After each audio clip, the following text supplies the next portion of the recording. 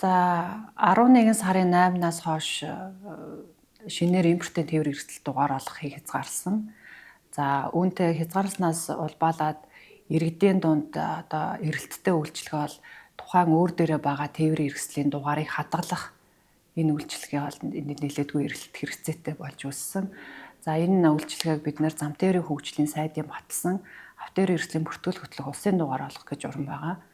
Журмаараа зохицуултыг хийгээд өнөөдрөөс эхлээд хадгалах үйлчилгээг нэвтрүүлээ явж байгаа. За энийг жишээ болгоод ярих гэж бодож байна.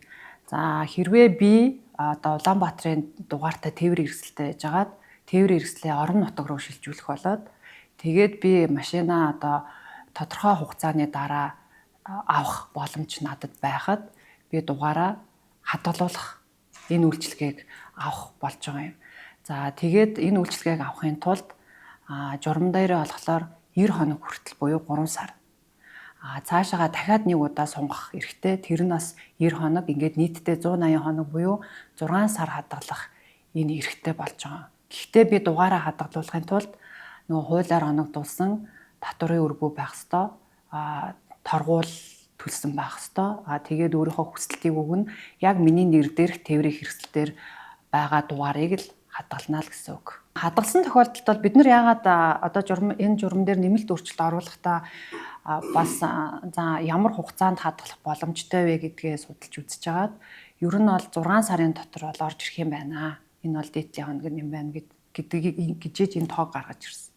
Тэгэхээр өнөөдөр та машинаа бусдад шилжүүлээд дугаараа хадгалах үйлчилгээнд ороход өнөөдрөөс хойш 6 сарын дараа гэхэд таны машин орж ирсэн байна л гэсэн үг. Үүнээс одоо цааш хоногийг одоо илүүдлийг бол зохицуулт бол байхгүй.